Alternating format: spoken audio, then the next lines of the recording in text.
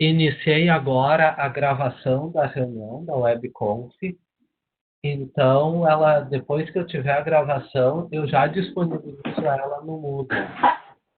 Caso vocês queiram assistir alguma parte novamente e para quem não pode estar aqui nesse horário.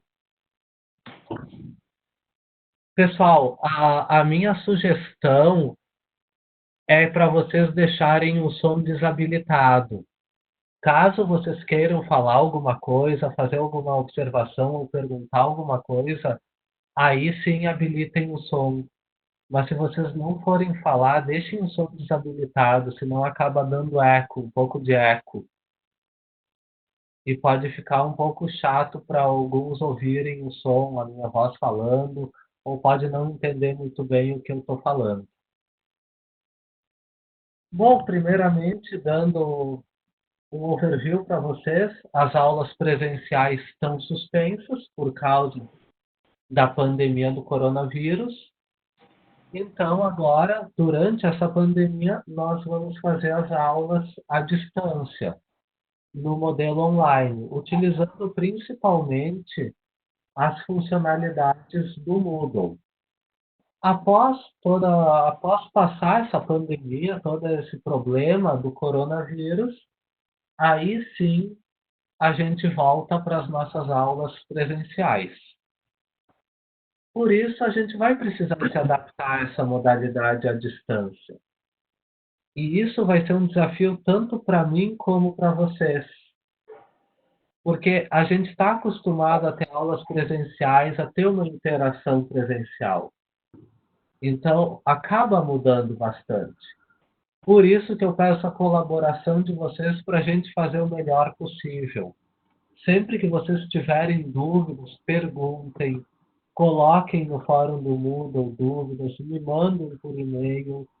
Agora, mais do que nunca, é importante essa interação online que a gente vai ter. Ok?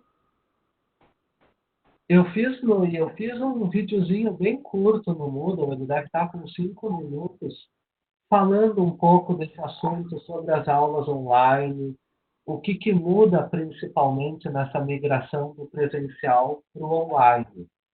Eu espero ter sido bem claro no vídeo. Caso vocês assistam o vídeo e fiquem com alguma dúvida, me perguntem. Eu sei que eu não sou youtuber, então talvez a qualidade do vídeo não esteja perfeita, ok? Além disso, a universidade, para possibilitar essas aulas online, instalou uma nova versão do Moodle. E nessa nova versão do Moodle, foram migrados somente os arquivos presentes na comunidade. Eles não migraram postagens de fóruns, não migraram arquivos enviados por tarefas e nem os usuários. Por isso, na primeira vez que vocês acessaram o Moodle, vocês precisaram entrar com os dados de vocês. Inclusive, é importante que vocês tenham acessado uma vez o Moodle, porque caso contrário, vocês acabam não aparecendo nem na lista de participantes da comunidade, da disciplina, das disciplinas que vocês estão matriculados. Falando um pouco especificamente sobre essa disciplina, essa atividade acadêmica. Eu pretendo alterar o mínimo possível o que está lá no plano de ensino, até para a gente não ficar mudando muita coisa ao longo do semestre. Por isso, as datas de trabalhos, apresentação de trabalhos e provas, eu pretendo manter elas no dia em que elas estão definidas. Se a gente tiver ainda na modalidade online, quando chegarem essas datas, a gente vai fazer a atividade de modo online. Por exemplo, a apresentação de trabalho do grau A gente pode fazer por webconf. E as provas aí vão ser feitas pelo Moodle, se a gente estiver na modalidade online, como questionário do Moodle, muito provavelmente. Mas, assim, Eu entendo que nessa modalidade online, nem todo mundo talvez consiga entrar às 7h30 da noite, ou às 7h30 o Moodle pode acabar estando um pouco instável.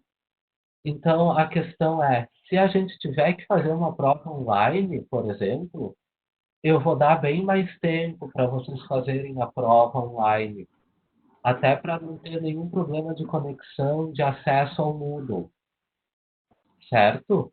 Mas nós vamos manter, em princípio, as mesmas datas que estão lá no plano de ensino. Alguém tem alguma observação, alguma coisa para perguntar sobre essa questão da avaliação? Se quiserem perguntar, pessoal, podem colocar a pergunta aqui no chat que eu respondo, ou mesmo podem ativar o som e perguntem, podem me interromper aqui. E as nossas aulas online? Durante esse período de aulas online, a ideia é a gente fazer tanto atividades síncronas e assíncronas. Natan, eu vou falar sobre a questão das aulas online e depois eu já falo sobre a aula da semana passada, certo? A ideia, então, nesse momento das aulas online é a gente fazer atividades síncronas e assíncronas. Atividade síncrona seria o momento de todo mundo se encontrar na webconf, tirar dúvidas. Talvez na webconf eu possa passar algum conteúdo para vocês, interagir mais com vocês, para ninguém ficar com dúvidas, para todo mundo estar indo bem, certo, que dê tudo certo nesse período. E atividades assíncronas seriam atividades que vocês podem fazer ao longo da semana, até o início da próxima aula. Porque a nossa webconf, a minha ideia é fazer ela no máximo 60 minutos. Não passar disso. Até porque senão fica muito pesado para todo mundo. Então, eu posso fazer uma webconf mais rápida, tirar dúvidas, apresentar alguma coisa mais complicada do conteúdo, e no restante eu deixo como atividades assíncronas. Eu posso colocar vídeos explicativos, slides com áudio, como depois eu vou comentar que eu coloquei um, com áudio explicativo sobre o conteúdo. E qualquer dúvida, vocês podem postar no fórum do Moodle, me mandar e-mail, a gente pode tirar aqui na webconf. Então, eu quero deixar bem claro, a gente vai ter uma atividade síncrona, que vai ser mais rápida durante a semana, e nós vamos ter atividades assíncronas também, que vocês podem fazer ao longo da semana. Sobre a atividade síncrona, a webconferência, eu gostaria de ver com vocês. Vocês preferem começar ela às 7h30, que seria o horário da nossa aula presencial? Ou vocês preferem começar ela um pouco mais tarde? Por exemplo, 8 ou 8h30, se ficar melhor para vocês. O que vocês preferem da webconf na segunda-feira?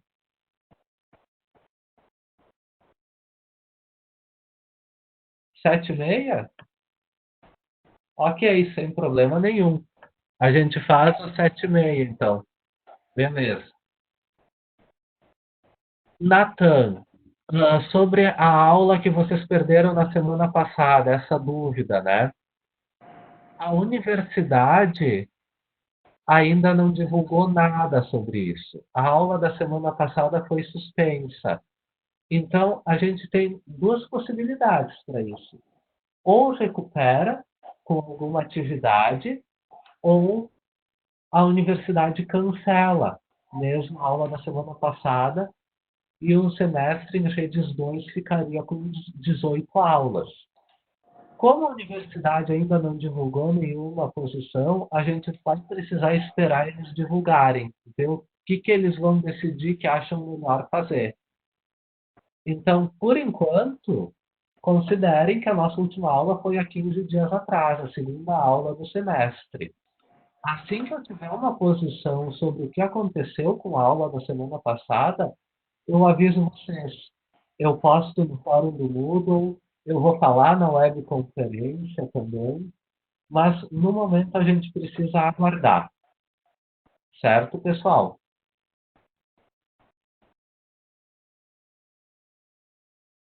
Sobre a webconf, o ideal é que a gente use essa webconferência, esse momento síncrono, para interagir, tirar dúvidas. Então, tente dar uma olhada na matéria sempre antes da webconferência, para a gente tirar dúvidas, as dúvidas mais complicadas, que talvez seja um pouco mais difícil tirar por texto, num fórum ou num e-mail. O ideal é a gente usar esse momento da webconferência para tirar essas dúvidas. Por isso, se vocês tiverem dúvidas e as dúvidas forem até mais complicadas, eu explico por e-mail, mas posso explicar também na webconferência para ficar mais simples. Procurem sempre estar presente na webconf, vai ser importante. Além disso, é importante destacar, pessoal, muitas vezes às 7h30 da noite, o Moodle apresenta instabilidade, porque tem muito acesso. Toda a universidade está indo para online nesse período da pandemia. Então, é compreensível que o Moodle fique um pouco instável. Talvez vocês consigam acessar e talvez não. Então, salvem esse link da webconf, daí todas as semanas a gente faz a webconf por aqui, pelo Cisco WebEx. O Cisco WebEx é um aplicativo que tem funcionado super bem nas webconf, dá para a gente ter uma interação legal. Eu vou gravando aqui para vocês, eu gravo a tela também. Daí qualquer coisa vocês podem reassistir em outro horário. Sobre tudo isso que eu falei até agora, vocês têm alguma dúvida? Querem fazer alguma observação? Eu não falei de alguma coisa que vocês queriam que eu tivesse falado, alguma dúvida de vocês sobre esse momento, principalmente essa transição do presencial para o online?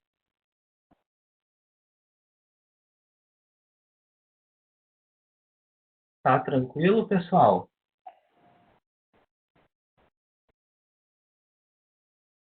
Qualquer coisa que vocês tenham, vão me perguntando. Agora, sobre o conteúdo. A presença, ok. Vamos falar sobre a presença. A presença, nesse momento online, eu não vou preencher no RM, certo? Mas eu vou estar cuidando da presença de vocês. Não só pela webconf, mas também pelas atividades assíncronas que vocês vão fazer ao longo da semana. Então, é importante vocês participarem, fazerem as atividades. Todas essas atividades que a gente vai fazer, propostas, tanto síncronas como assíncronas, vão contar para a presença. Se vocês não puderem participar um dia da webconferência, não tem problema. Vejam o que foi dado, assistam a gravação, façam as atividades, qualquer coisa me perguntem, mandem lá no fórum do Moodle. Mas esse período online não tem uma presença rígida no FM. A presença é pelas atividades que vocês forem fazendo ao longo da semana. E sobre o conteúdo da disciplina de redes 2? Lembram, há 15 dias atrás, eu acabei não corrigindo os exercícios da primeira aula para dar um tempinho a mais para vocês fazerem esses exercícios. Pessoal, por favor, desabilitem o áudio. Só habilitem o áudio se vocês forem falar, porque senão dá uns barulhos ao longo da webcam. Voltando aqui, eu não tinha corrigido na segunda aula, 15 dias atrás, os exercícios da primeira aula para dar um tempinho a mais para vocês fazerem. Vocês conseguiram fazer esses exercícios? Ficaram com dúvidas? Eu sei que teve gente que, inclusive, me perguntou sobre eles semana passada. Eu já disponibilizei no Moodle o gabarito para eles. Mas caso vocês tenham dúvidas, eu posso passar e comentar sobre eles aqui, um por um. Tinham ficado para serem corrigidos os exercícios 3 ao 6. O 1 e o 2 tinham sido corrigidos lá na primeira aula. Então, vocês gostariam que eu passasse um a um ou agora, ou vocês não têm dúvidas e a gente pode continuar?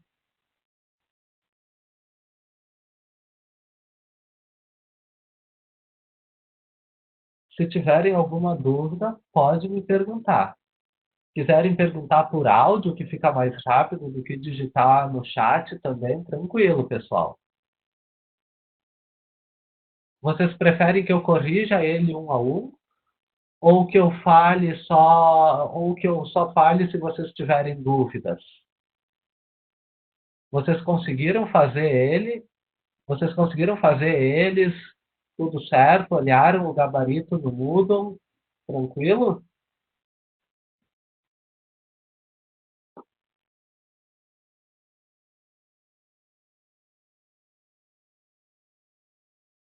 Beleza, pessoal. Qualquer dúvida, perguntem. Quiserem que eu comente algum exercício específico, algum detalhe que não ficou claro, é só perguntar. Eu vou seguir aqui então. Naquela nossa segunda aula, a gente fez aquela aula em laboratório, vendo um pouquinho do protocolo PV4, fazendo alguns filtros, vendo no Wireshark toda a questão da troca de pacotes na rede. Como a gente fez aquela aula mais prática, o que aconteceu foi que a gente não acabou aquele conjunto de slides. A gente ficou lá no slide 19, ficou para a terceira aula, que acabou sendo suspensa, né, semana passada, em virtude da pandemia. Então, a minha ideia agora, como faltou pouco para finalizar, eu gostaria de finalizar esses slides com vocês. A gente tinha visto na aula há 15 dias atrás as questões sobre protocolo IPv4, endereçamento IP, a divisão em subredes, a parte de rede do endereço IP, a parte de host, e ficou para a gente ver, principalmente, como é que o endereço IP ele é obtido por um determinado host. E existem duas formas de obter o endereço IP. A primeira forma, a primeira forma é a forma mais óbvia, que é estaticamente. Ou seja, o administrador configura manualmente no computador o endereço IP para esse computador. Beleza. Mas a gente pode obter de maneira automática, de modo dinâmico. Existe um protocolo, que é o chamado protocolo DHCP, Dynamic Host Configuration Protocol. O protocolo DHCP ele é definido na RFC 2131. E ele é um protocolo cliente-servidor. O cliente vai pedir para o servidor um endereço IP para ele.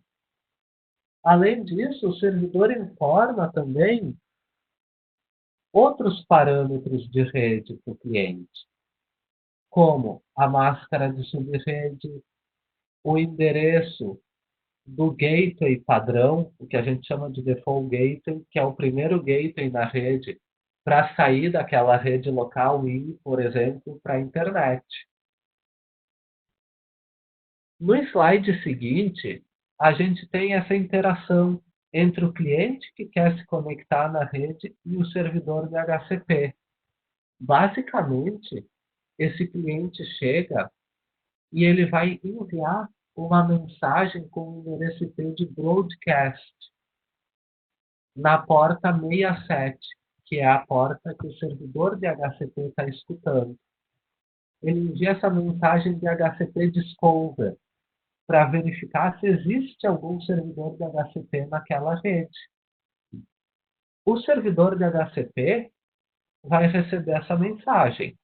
Os demais hosts da rede também recebem a mensagem, mas eles descartam a mensagem, eles simplesmente ignoram essa mensagem. Já o servidor de HCP não. O servidor de HCP processa a mensagem e responde. Ele vai responder, também vai responder com o endereço de broadcast na porta 68, que é a porta que o cliente vai estar escutando. A mensagem de resposta é um DHCP offer.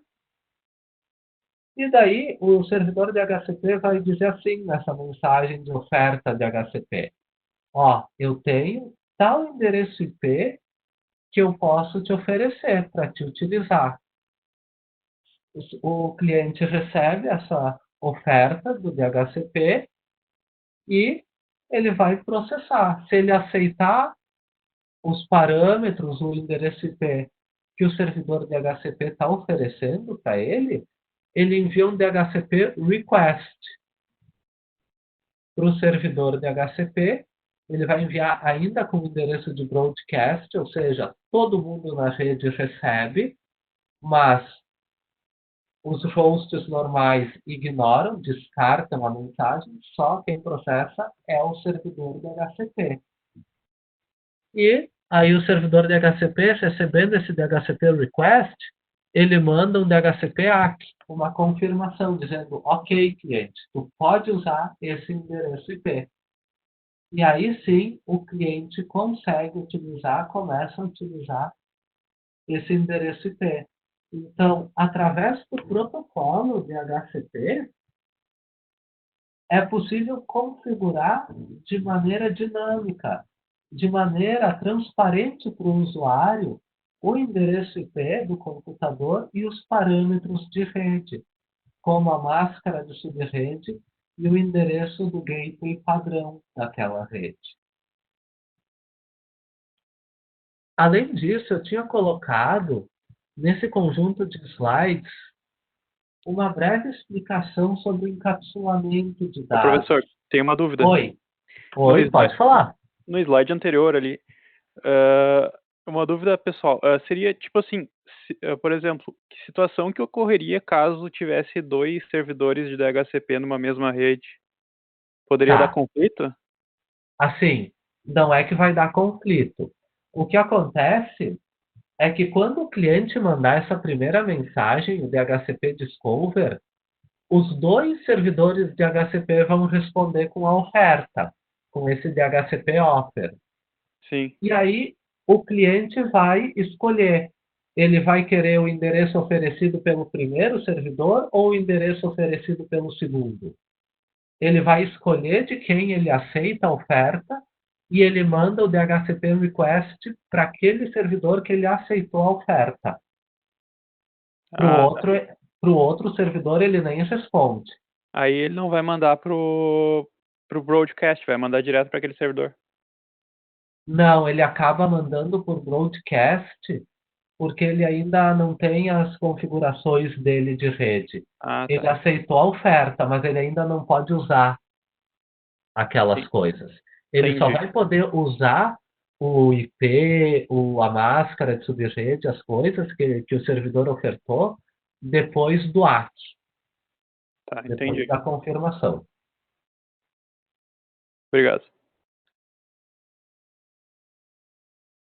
Bruno, tu perguntaste a questão do conflito na oferta do IP. Tu está dizendo no caso de ter 2 servidores de HCP? Quando a gente coloca 2 servidores, geralmente a gente vai colocar para eles não ofertarem o mesmo intervalo de IPs. Por exemplo, vamos supor que numa rede eu tenho 2 servidores de HCP. Um pode ofertar endereços. Vamos supor que a rede é 192.168.0 e vai de 0 até 255, o último número. Um servidor de HCP, por exemplo, poderia ofertar 192.168 0, 50 até a 150 e o outro de 151 a 250, por exemplo.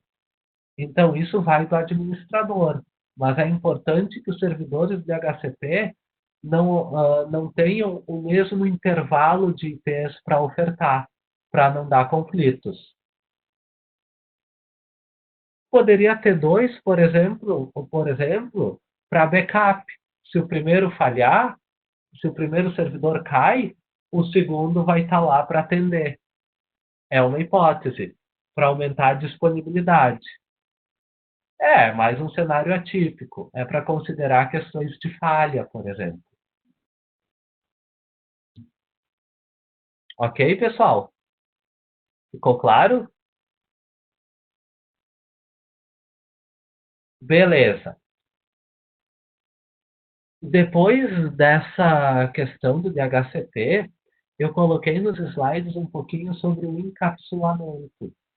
A gente conversou um pouco sobre isso na primeira aula, naquela revisão de resumo, mas eu acho essa questão bem importante. Por isso que eu resolvi colocar aqui.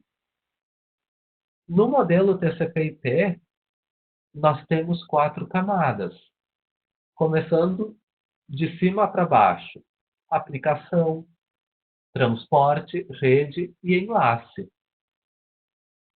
Na aplicação, eu vou ter uma aplicação que vai gerar os dados, uma mensagem de dados que ela quer mandar pela rede para outra aplicação. Aí, essa mensagem da aplicação passa para a camada de transporte. Na camada de transporte, o protocolo, nesse exemplo aqui, o UDP, vai inserir o seu cabeçalho, as suas informações. E na camada de transporte, tudo isso, então, o cabeçalho UDP mais os dados, nesse exemplo, vão ser o segmento de transporte. Esse segmento vai ser enviado para a camada de rede. Na camada de rede, o protocolo IP insere o seu cabeçalho, formando o datagrama IP.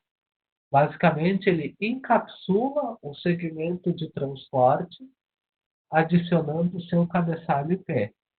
E esse datagrama de rede é passado para a camada de enlace, sendo que na camada de enlace, o protocolo de enlace vai colocar um cabeçalho e um rodapé. O rodapé geralmente vai ter um código para detecção de erros, para garantir que tudo chegou corretamente lá no destinatário. Geralmente é um código CRC que se coloca lá no rodapé. Os dados da camada de rede encapsulados pelo cabeçalho de enlace e o rodapé de enlace vão formar o quadro lá na camada de enlace. E esse quadro é transmitido pela camada física, bit a bit, até o destinatário. Aqui eu tenho um exemplo para vocês de aplicação.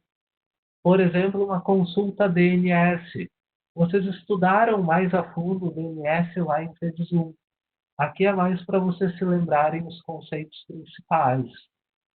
O DNS é um protocolo da camada de aplicação utilizado para resolver nomes, ou seja, mapear o nome utilizado em um endereço IP. Ele vai fazer esse mapeamento entre nomes e endereços IPs. Eu tenho um cliente que precisa acessar um site, por exemplo, cnn.com. Aí, o DNS, lá na camada de aplicação, vai montar sua mensagem com seus dados, o seu cabeçalho. A mensagem DNS é passada para a camada de transporte. O DNS opera com o UDP em transporte.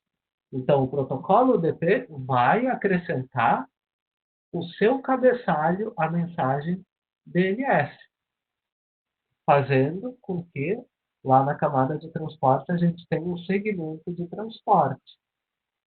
Depois, o UDP passa para a camada de rede, o segmento. Na camada de rede, o segmento de transporte ele é encapsulado pelo cabeçalho IP. Após os dados, o datagrama de rede é passado para a camada de enlace, para o Ethernet, por exemplo, que é o protocolo que a gente usa nas nossas redes locais. Aí o Ethernet coloca, encapsula esse datagrama IP com um cabeçalho e um rodapé para ter o código de detecção de erros. Aí, todo esse quadro é enviado pela camada física. O servidor DNS processa e envia uma resposta. Por exemplo, cnn.com, na resposta, está me dizendo que pode ser acessada através do endereço 64.236.16.20.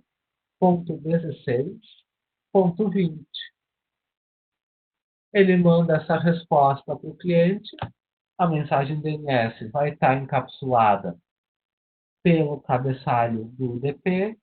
Lá na camada de rede eu vou ter o cabeçalho do IP, enlace eu vou ter também o cabeçalho e o rodapé, lá do protocolo de enlace. Quando essa mensagem chegar no cliente, o cliente vai processar ela camada a camada, primeiro na camada de enlace, depois na camada de rede, na camada de transporte, e a mensagem DNS chega na camada de aplicação para o cliente DNS, para a aplicação cliente DNS. Aqui eu queria falar um pouquinho com vocês sobre essa questão do encapsulamento, de como ele é feito, relembrar, porque isso no contexto de redes é muito importante. E no final desses slides, eu tinha colocado 6 atividades com base nesses slides, com base no que a gente tinha visto nesse conjunto de slides, principalmente da aula passada. Eu gostaria que essa semana vocês fizessem essas atividades e semana que vem a gente tira as dúvidas, eu corrijo tudo que vocês tiverem dúvidas. Ok? Além disso, para a aula dessa semana, eu gravei um videozinho, sobre roteamento em redes de computadores. Vocês podem até ver lá no Moodle. Todo mundo está conseguindo ver a minha tela no Moodle? Está funcionando o compartilhamento? Beleza.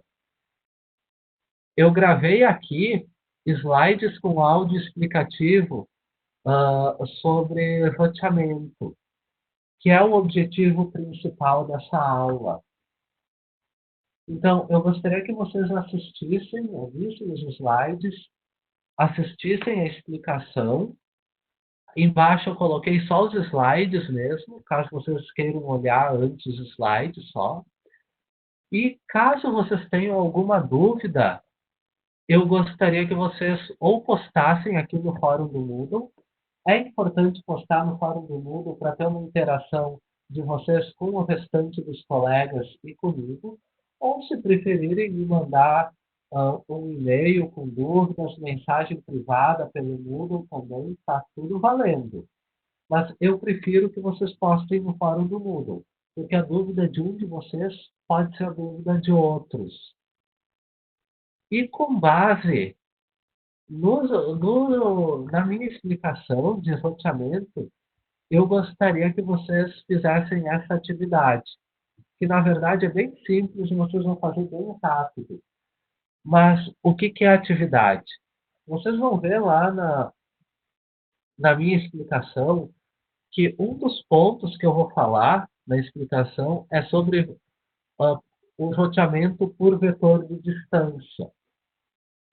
E esse tipo de roteamento, ele apresenta algumas questões bem interessantes da gente dar uma olhada, como convergência lenta, loop na rede, pode acabar resultando em um pacote ficar em loop na rede, contagem ao infinito é um problema.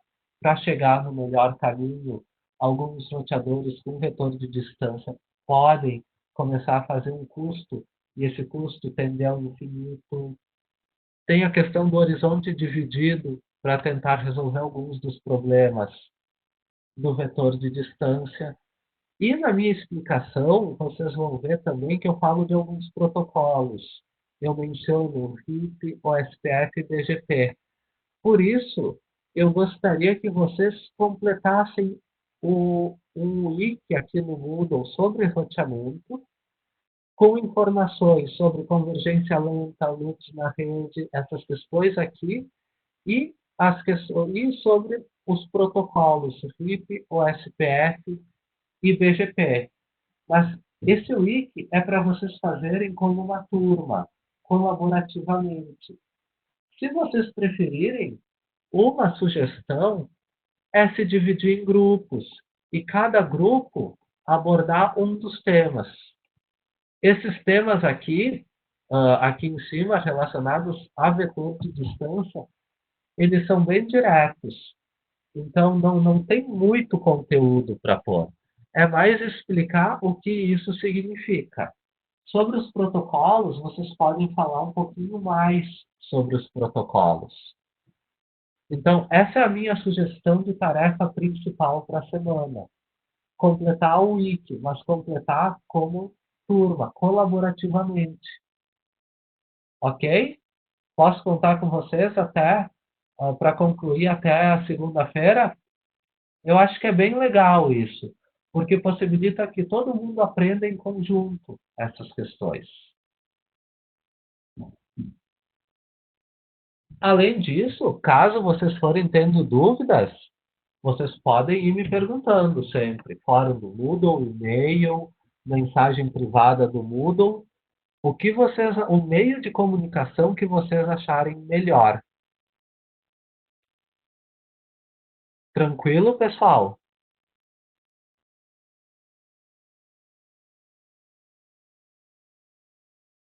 Além disso, eu sei que hoje eu estou falando bastante nessa webconf, mas tem mais um detalhe. Eu já preciso divulgar o trabalho do Grau A para dar para vocês bastante tempo para fazer. Porque vocês vão ter até a 9ª semana de aula. Na real, tem mais 5 semanas. E o trabalho, ele é bem legal. Deixa eu pôr aqui. Deixa eu pegar aqui pelo PDF, eu acho que fica melhor. Trabalho do Grau A. Tá? Vocês podem fazer grupos de até 6 componentes, sem problema nenhum. E vocês vão ter, na verdade, 2 temas que vocês podem escolher nesse trabalho. No geral, vocês vão precisar me entregar um relatório em PDF, os slides, e se vocês fizerem uma simulação, aí eu vou querer que vocês me entreguem o código-fonte dessa simulação também. Certo? Eu sugiro, para ajudar vocês, a utilizar LaTeX. Todo mundo já usou LaTeX? Eu sugiro LaTeX porque vocês muito provavelmente vão precisar usar no trabalho de conclusão. Vai facilitar bastante a vida de vocês. Então, eu sugiro desde agora vocês começarem a utilizar LaTeX. Se não quiserem usar LaTeX, ok, não é uma imposição. A única coisa que eu quero que vocês usem é o modelo de classes da SBC. Tem em LaTeX e tem em Word também. O peso desse trabalho vai ser 4 pontos do grau A. Um detalhe que eu não falei antes. A minha ideia é considerar todas as tarefas assíncronas que vocês façam nessas aulas online, considerar como uma parte da nota do grau A. E se ainda tiver online lá no grau B. Como é que eu vou fazer isso? A prova do grau A vale 6. Daí eu vou reservar uma porcentagem da nota da prova para essas atividades assíncronas que a gente está fazendo online. Por exemplo, da aula de hoje é a questão de completar o wiki sobre roteamento. Certo? Trabalho. Vocês vão ter um artigo, um relatório para escrever entre 5 e 8 páginas. Se dividindo bem em 6 componentes, vocês fazem bem tranquilamente esse trabalho. E depois vocês vão ter a apresentação, que vai ser feita ou presencialmente na aula, se a gente já tiver voltado para o presencial, ou a gente faz uma webconferência rápida para as apresentações também. A gente tem 2 temas. O primeiro tema é sobre o desempenho de roteadores. E o segundo tema é uma simulação que pode ser feita em algum simulador de rede. O NS2, que é um simulador já um pouco mais antigo, mas ele é muito utilizado no meio acadêmico, é o principal simulador no meio acadêmico, e a gente tem uma nova versão que é o NS3. Muitos alunos, para simulação, acabam preferindo o NS2, porque o NS3 é um pouco mais complicado, sendo bem sincero para vocês. O primeiro tema, então, desempenho avaliação do desempenho de roteadores. Aqui o objetivo desse tema é descobrir como é que um roteador influencia no desempenho de uma rede. Aí vocês vão responder algumas questões. Quem escolher esse tema? O que é uma avaliação de desempenho? Por que seria importante medir o desempenho? Será que os fabricantes de roteadores sempre dizem a verdade? Ou será que eles omitem algumas questões? E como que o roteador se comporta em relação ao tamanho desses datagramas? Será que é melhor eu ter datagramas menores ou maiores? Então, vocês vão avaliar aqui alguns cenários. Por exemplo, tenho 2 computadores ligados diretamente. Como é que é o desempenho dessa comunicação? E se eu adicionar um roteador entre eles? Aqui o roteador não precisa ser um dispositivo roteador propriamente dito. Poderia ser, por exemplo, um computador agindo como um roteador. A gente pode configurar o Linux, por exemplo, para agir como um roteador. Só que daí vocês precisariam, nesse cenário, 3 computadores, 3 notebooks. O que pode ficar um pouquinho mais difícil pelo fato agora da pandemia do coronavírus não ser muito bom a gente sair de casa, certo? Então, talvez por causa desse contexto, seja melhor o outro tema, o segundo tema que eu vou mostrar para vocês. Mas ainda falando um pouquinho dessa avaliação de desempenho. Aqui eu coloco o ambiente que vocês poderiam usar, 2 computadores e um roteador, que poderia ser um computador também. Vocês podem utilizar as ferramentas IPERF e IPERF3. E dá uma olhada na FFC 2544, que ela fala umas coisas bem legais sobre como fazer essa avaliação. Aí a gente transmitiria, por exemplo, datagramas de diferentes tamanhos. A gente configura isso pela ferramenta, configura o protocolo via UDP. Não pode ser por TCP, porque o TCP tem muito controle que ele faz, controle de fluxo, congestionamento, e isso afetaria os testes. Então, teria que ser por UDP mesmo. E daí a gente poderia fazer a transmissão em 2 larguras de banda, por exemplo, utilizando 80% da largura de banda do enlace e 100%. Repetindo os testes, é importante repetir os testes e fazer uma média, calcular a média dos tempos, as médias, porque fazendo só uma vez a gente pode não ter os resultados bem certinhos, certo? E daí exibir resultados, alguns gráficos. Aqui eu dou várias ideias de gráficos.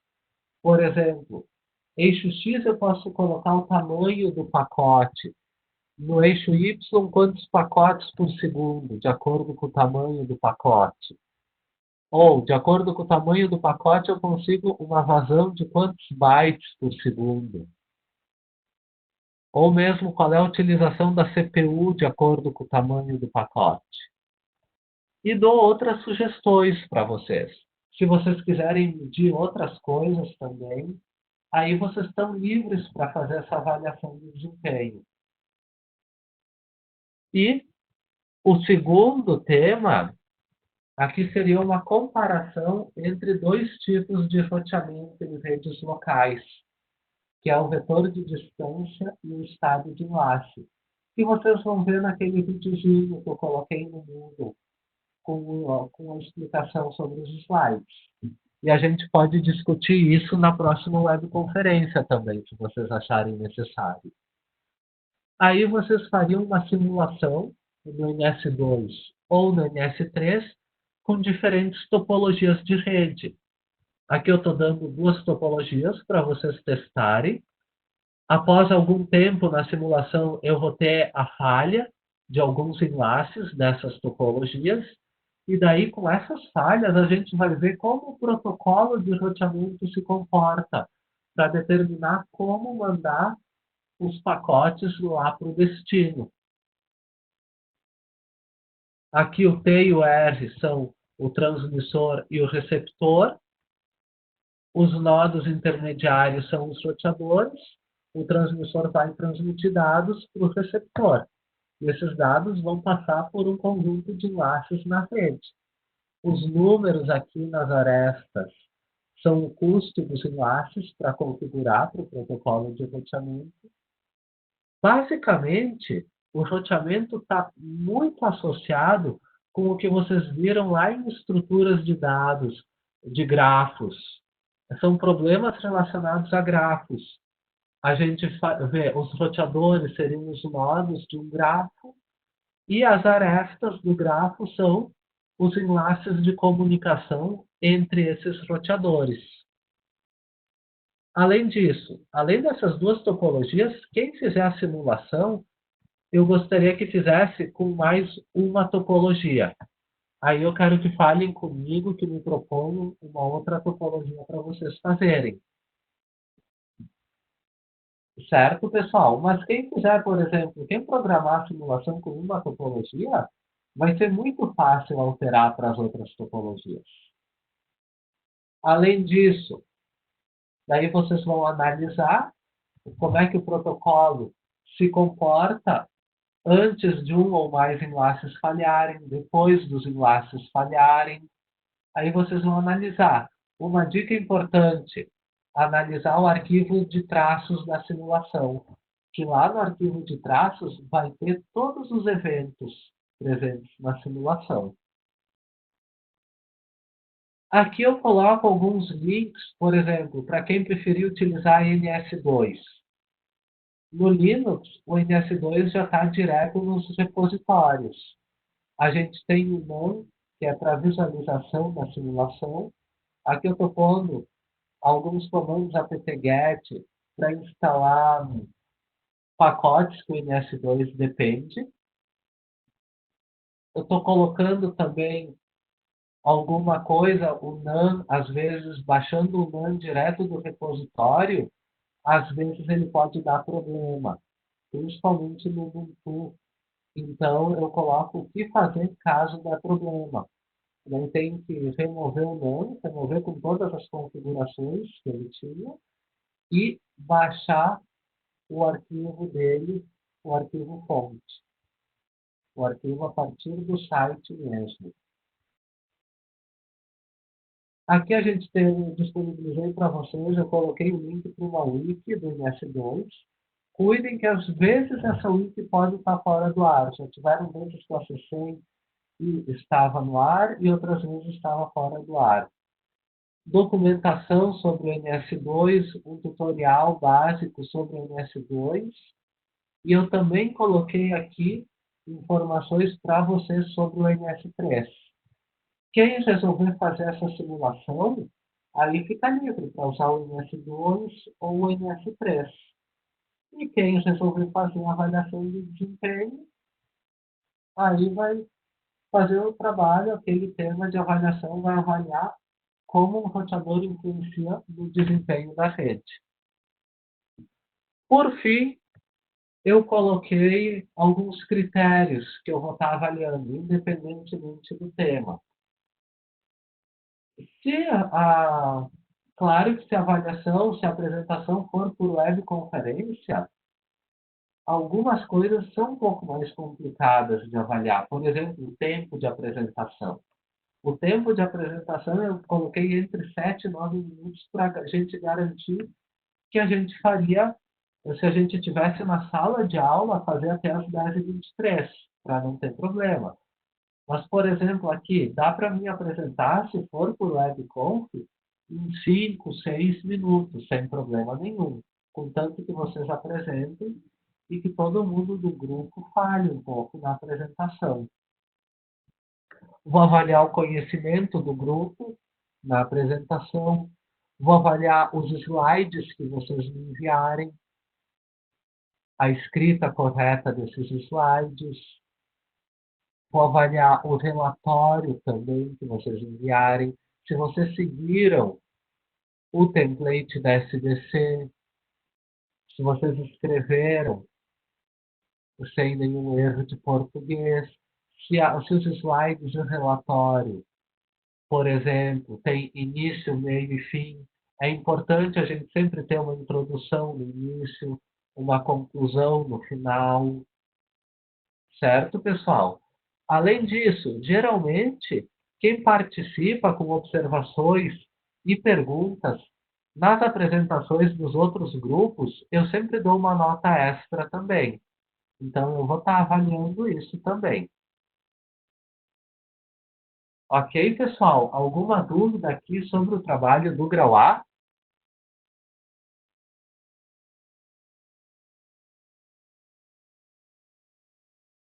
Nenhuma dúvida?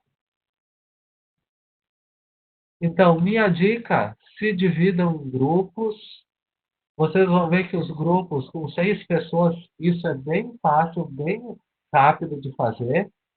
A minha dica principal é: façam sobre o tema que ficar melhor para vocês. Agora, na questão da pandemia, é importante que vocês não saiam de casa. Então, escolham o tema que possibilite que vocês não precisem sair de casa também. É importante. Vejam o videozinho sobre roteamento, as minhas explicações sobre roteamento que eu coloquei no Moodle. Qualquer dúvida que vocês tiverem, pessoal, perguntem. Fórum do Moodle, mensagem privada do Moodle, e-mail. Utilizem todos os canais que a gente tem disponíveis. Beleza?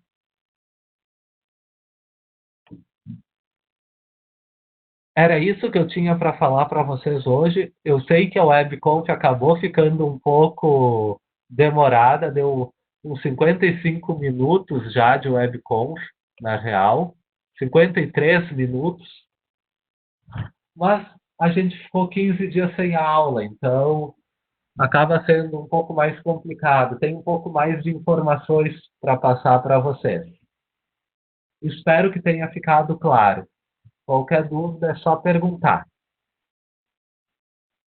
Se ninguém tiver dúvidas, eu vou finalizando a webconf por aqui. Tem alguma dúvida? Alguém chamou? O William. Botei o Oi. errado, não consegui botar o nome ali. Só uma dúvida, não sei se tu estão abrindo muito. William, só tá bem baixinho. Consegue aumentar um pouco o volume? Consigo, só um pouquinho. Começou alto o som, mas ficou bem baixinho. Tá um pouco melhor? Tá melhor. Certo. Não sei, com esse modo online, né? Não sei se tu tem como abrir a opção para formação de grupo. Fica mais fácil. No Moodle? Tu Acho que tem a gostaria... opção ali para formar grupos, né? Eu vou te ser bem sincero, eu não conheço essa funcionalidade do Moodle, tá? Aham. Eu não sei agora como fazer, mas eu posso ver e daí eu abro para vocês. Tranquilo. Ou um próprio post ali no fórum de notícias, né, pro pessoal, pra gente conseguir. O que eu deixei para vocês, William, aqui, deixa eu ver aqui. Eu criei um fórum para o trabalho do Grau A. Então, por exemplo, vocês podem postar aí nesse fórum. Vocês podem se organizar por esse fórum. Não, pode ser também, tá ótimo. Aí, tudo relacionado ao trabalho do Grau A, vocês podem postar aqui para se formar os grupos, qualquer dúvida. Eu vou acompanhando sempre e vou respondendo as questões, se vocês tiverem. Tranquilo. Beleza? Mais alguma dúvida, pessoal?